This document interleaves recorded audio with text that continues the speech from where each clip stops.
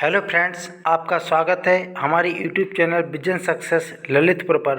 आपके लिए यहाँ पर प्रतिदिन UP police, UP home guard, TET, UP लेखपाल से संबंधित क्लासेस दी जा रही हैं। आप लोग मेरे चैनल के साथ जुड़कर फ्री तैयारी कर सकते हैं और अपनी तैयारी को मजबूत कर सकते हैं।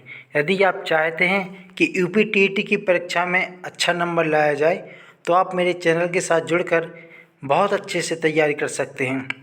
यदि आप चाहते हैं यूपी होमगार्ड में अच्छे नंबर लाए जाएं तो आप लोग मेरे चैनल के साथ जुड़कर तैयारी कर सकते हैं। आपके लिए यहाँ पर कंप्लीट तैयारी कराई जाएगी, संपूर्ण नोट्स प्रोवाइड कराए जाएंगे। आपके लिए जो महत्वपूर्ण है उसी टॉपिक पर यहाँ से क्लासेस दी जाएंगी। आपकी यहाँ पर प्रतिदिन क्लास हैं यूपी टीईटी आगामी परीक्षा जो लगभग मार्च या अप्रैल में हो सकती है। इसका जनवरी में नोटिफिकेशन या फरवरी के अंत तक या फरवरी की शुरुआत में ही इसका नोटिफिकेशन देखने को मिल सकता है। आप लोग अपनी तैयारी करना स्टार्ट कर दीजिए क्योंकि समय बहुत ही कम है। चलिए चलते हैं। आज का टॉपिक है पर्यावरण में ग्रीन हाउस प्रभाव, हरित गृह प्रभाव। ग्रीन हाउस प्रभाव से प्रश्न एक या दो प्रश्न इससे बहुत चांस बनते हैं कि एक या दो प्रश्न इससे बनते ही बनते हैं पेपर में। आप लोग यहाँ पर आपके लिए वही क्लास दी जाएंगी जो एग्ज़ाम के हिसाब से बहुत ही महत्वपूर्ण होती हैं। चलिए देखते हैं ग्रीन हाउस प्रभाव। तो ग्रीन हाउस प्रभाव क्या होता है? पृथ्वी पर ऊर्जा विद्युत चुम्बकीय विकिरण के रूप में पहुँचती है। पृथ्वी पर जो ऊर्जा होती है विद्युत चुम्बकीय विकिरणों के रूप में पहुँचती है, जिसे क्या कहा जाता है? सौर ऊर्जा कहते हैं। सौर ऊर्जा में मुख्यतः पराबैंगनी आवृत्त विकिरण होते हैं। सौर ऊर्जा में मुख्यतः पराबैंगनी आवृत्त विकिरण होते हैं। नुकसानदायक पराबैंगनी विकिरण अधिकतर ओजोन मंडल में अवशोषित हो जाते हैं। ओजोन मंडल में ओजोन परत पाई जाती है जो क्या करती है, जो हानिकारक पराबैंगनी किरणें होती हैं उनको क्या कर लेती है? अवशोषित कर लेती है। यह भी प्रश्न पूछा जाता है ओजोन परत यानी ओजोन का सूत्र क्या होता है? तो O3 ओजोन का सूत्र होता है। इसमें क्या होता है, जो अल्फा बीटा गामा जो पराबैंगनी विकिरण होते हैं वह ओजोन मंडल के द्वारा अवशोषित कर लिए जाते हैं। उसके बावजूद भी कुछ विकिरण या जो हानिकारक किरणें होती हैं वह पृथ्वी पर पहुंच जाती हैं। उसमें विकिरण वाले पहले धरातल को गर्म करती हैं, फिर इसी गर्मी से विकिरण संवहन और चालन आदि प्रक्रियाओं द्वारा वायुमंडल गर्म होता है। सूर्य की ऊष्मा से गर्म होने के बाद जब पृथ्वी ठंडी होने लगती है तब ऊष्मा पृथ्वी से बाहर निकल नहीं पाती, यानी कि पृथ्वी में जो ऊष्मा होती है वह पृथ्वी से बाहर निकल नहीं पाती है।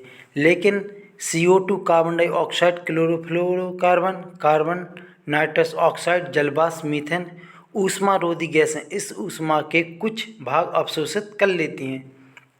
ऊष्मारोधी गैसों की मात्रा वायुमंडल में बढ़ जाने के कारण वायुमंडल के औसत ताप में वृद्धि हो जाती है, जिसे क्या कहा जाता है? वायुमंडलीय तापन या फिर ग्लोबल वार्मिंग। देखिए, कहने का तात्पर्य यह है कि जो हानिकारक किरणें आती हैं तो वह क्या करती हैं कि पृथ्वी पर आती हैं और वह वापस वायुमंडल में यानी फिर से वापस नहीं जा पाती हैं, जिसके कारण क्या होता है, पृथ्वी का जो तापमान होता है वह बहुत गर्म हो जाता है। उसी को हम क्या कहते हैं? वायुमंडलीय तापन या फिर ग्लोबल वार्मिंग। सर्वप्रथम जोसेफ फॉरियर ने सन 1824 ईस्वी में ग्रीन हाउस या हरित गृह गैसों की संकल्पना दी थी। यह प्रश्न कई बार पूछा जाता है। जोसेफ फॉरियर महोदय ने सन 1824 ईस्वी में ग्रीन हाउस या हरित गृह गैसों की संकल्पना की थी। वायुमंडल में पाई जाने वाली प्रमुख ग्रीन हाउस गैसें निम्न हैं। यह भी प्रश्न टीईटी की परीक्षा में कई बार आ चुका है। जलवाष्प, carbon dioxide, methane, nitrous oxide, chlorofluorocarbon, carbon tetrachloride तथा नाइट्रस ऑक्साइड N2O भी ग्रीन हाउस गैसें हैं।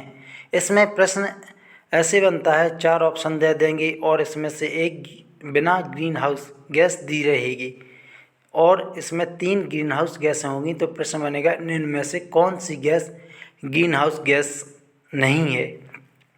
तो आपको सभी गैसें याद होना चाहिए। जलवाष्प, carbon dioxide, methane, nitrous oxide, chlorofluorocarbon, carbon tetrachloride तथा नाइट्रस ऑक्साइड N2O भी ग्रीन हाउस गैसें हैं।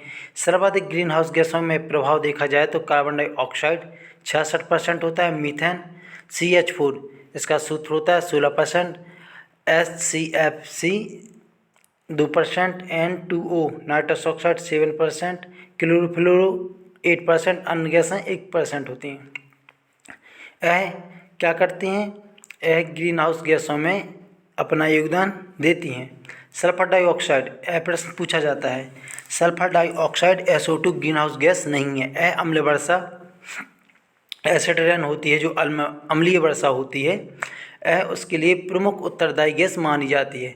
सबसे पहले गैस हुई थी नॉर्वे में, ओस्लो नॉर्वे में अम्लीय वर्षा का मुख्य स्रोत मिला था। सबसे पहले वहाँ पे बोला जाता है कि सबसे पहले गैस हुई थी, वो अम्लीय वर्षा हुई थी नॉर्वे में।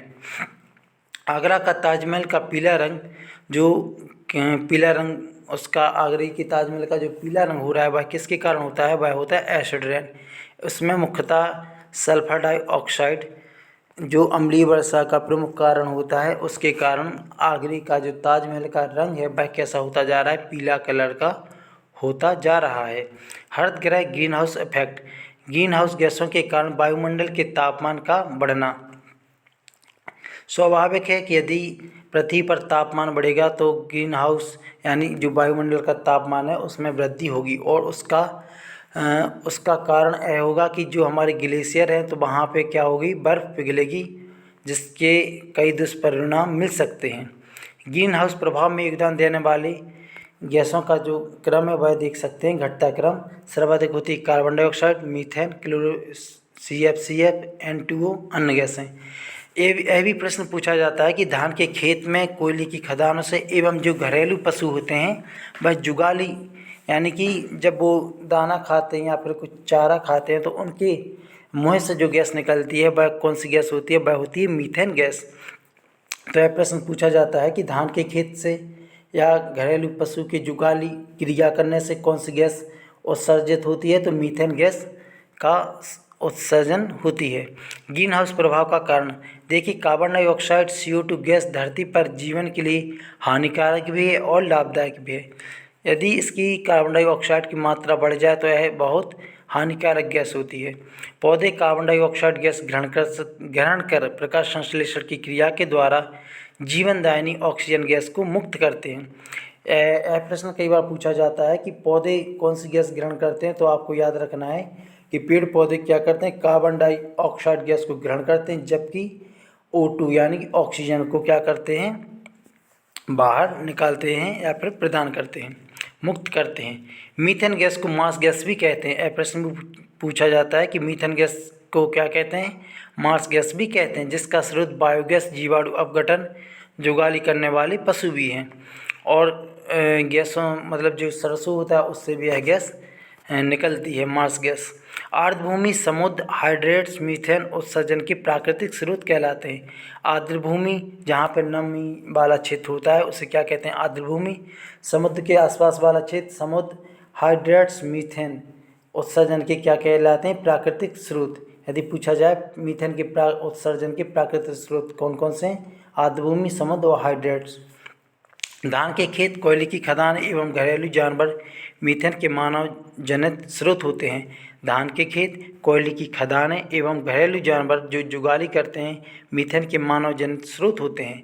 कार्बन डाइऑक्साइड में वृद्धि भूमंडलीय तापमान का प्रमुख कारण होता है। यह पूछा जाता है कि भूमंडलीय तापमान का प्रमुख कारण कौन सी गैस है? तो कार्बन डाइऑक्साइड गैस है। धान के खेतों में पशुओं की जुगाली क्रिया से उत्पन्न गैस मीथेन उत्सर्जित होती है। हिमालय एवं पर्वतीय क्षेत्रों में बर्फ़ का तेज़ी से पिघलना यह किस कारण होता है? भूमंडलीय तापमान के कारण होता है। हरितगृह प्रभाव के अभाव में भू सतह का औसत तापमान होता है -18 डिग्री सेल्सियस या फिर 0.4 फ़ारेनहाइट होगा। जलवायु परिवर्तन का प्रमुख कारण भी भूमंडलीय तापन हो सकता है। आप लोग मेरे चैनल के साथ जुड़कर अपनी तैयारी को बहुत मजबूत कर सकते हैं। आपके लिए यहाँ पर सिर्फ आपके जो एग्ज़ाम से संबंधित टॉपिक है और जो प्रश्न आने की प्रबल संभावना है वही प्रश्न यहाँ पे कराए जाएंगे। आपका समय बिल्कुल भी यहाँ पर बर्बाद नहीं किया जाएगा। आप लोग मेरे चैनल के साथ जुड़कर अपनी तैयारी मजबूत कर सकते हैं।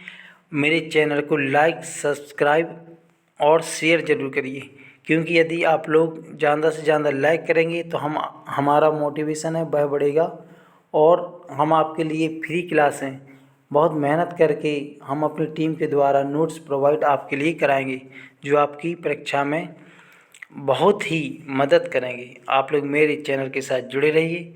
थैंक यू, धन्यवाद।